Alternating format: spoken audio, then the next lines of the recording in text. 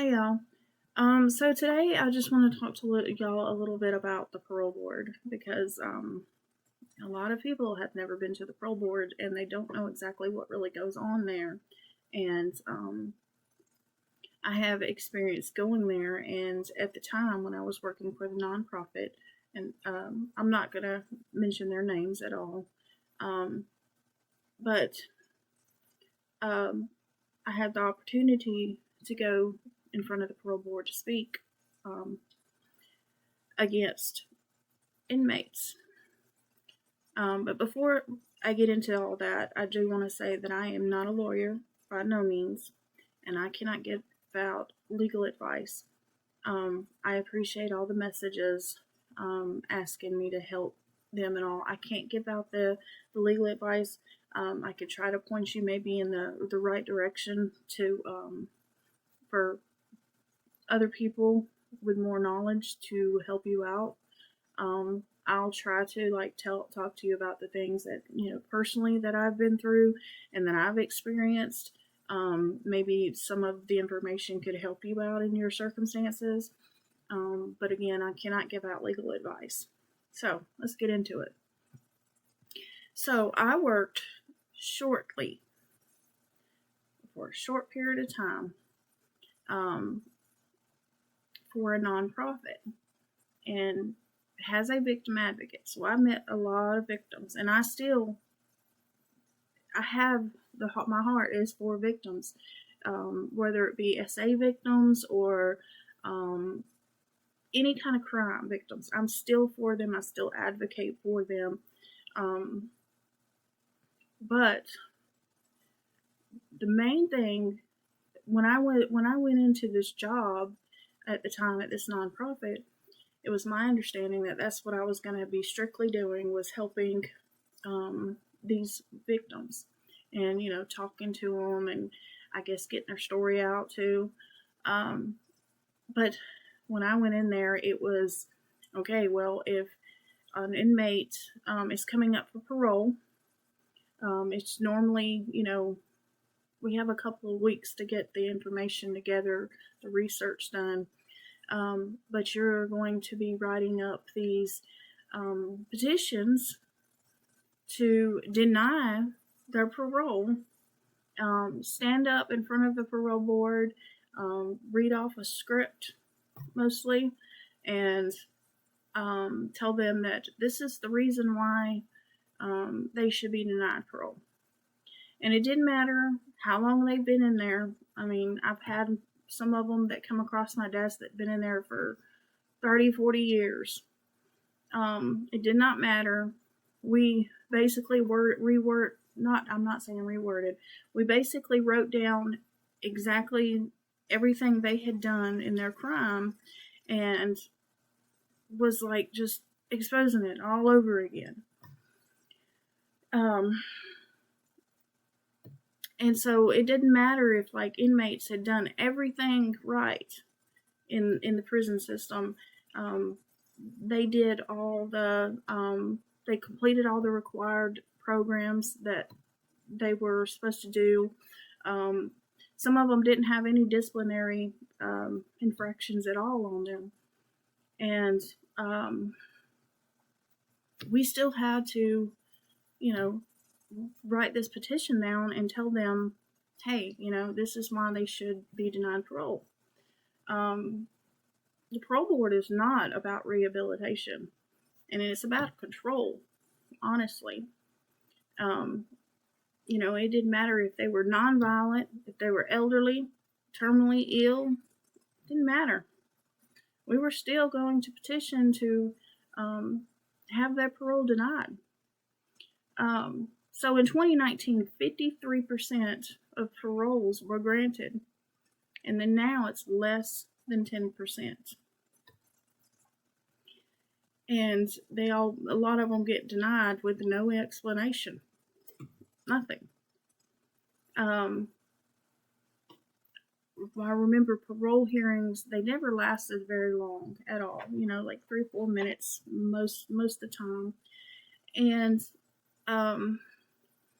I remember there was a lot of people complaining because I had heard my supervisor talk about this one time. A lot of people were complaining because us advocates had a lot more time to stand up there and talk. I mean, yeah, they gave us, okay, you have 3 minutes to be up there, say what you're going to say, and then that's it.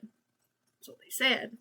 But a lot of times, us victim advocates would get up there and we'd start talking, and it could go on further. And then on the other side was these inmates' families, or people trying to get them out and get them up for parole. And once their 3 minutes hit, most of the time that was it. You're done. So I started seeing then that things that some things weren't right. Looking into these files and stuff, I was just, I don't know, I guess dumbfounded. Like, okay, we're denying this person, and this person hasn't. I mean, yes, their crime was wrong. I will say that, whatever it was, they shouldn't have done it. But it wasn't fair. And not to mention that when I was there during this time, the inmates were never present. They were not even on a Zoom call. Most of the time it was their families. I did see a couple of lawyers come up there and speak for them. It didn't matter if they were the lawyers for the inmates or not. If you get denied, you get denied. And I remember a lot of people were complaining about that too. They didn't have a chance to speak in front of parole board. And I watched these shows on TV and about inside prisons, and these prisoners are coming up for parole, and they actually get to go into the parole board and sit down and talk to them, and they could read like a letter or something from the prisoner, but I mean, I think it's a lot different if somebody was there, advocating for themselves. But I think this is a lot of reasons why, the prisons stay full, is because they're passing them by, and some of it is heartbreaking. It's heartbreaking for, it's still heartbreaking for the victims in it. But then, there's one that I do remember this. One of the victims came up. It was either the victim or the victim's family, on behalf of that person, and said, "Look, I forgave this person a long time ago, and from what I understand, this prisoner has been doing everything they're supposed to do and good behavior and everything, and they were basically advocating for the prisoner, and it got denied. And a lot of times I would think that these prisoners didn't even know until either if a family member was there and heard that get denied, they would tell them, or a lawyer or something, or they would probably have to wait until they got their paperwork and sent to them in the mail or something, and it's just heartbreaking. And that's other than the lady that I advocate for now, in the other video I told you her story, that's when it just kind of snapped. But during the time when I was in front of the parole board talking, and I would go back to my office, and I would be thinking, or even when I was doing these investigations and looking into all, their records or whatever, even then I was just like, I don't know if this is what I signed up for, and then you just wake up one day and you wake up and you realize that this is not what you're supposed to be doing. You're supposed to be advocating for people, but advocating for the right people. the people that are up against corruption. And then that's where I believe that this was, that's what I was called to do, was to advocate for the victims of, you know, the corruption that's going on. I still, I'd be really clear on this. I still, being an SA victim myself or survivor, um, I still do like to advocate for them. That by no means that's, I'm here for them to talk to them.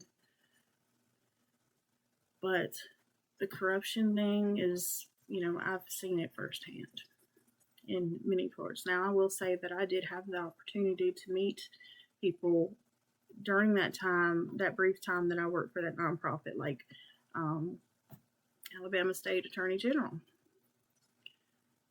I to me, he put off as a really great guy, stand up guy.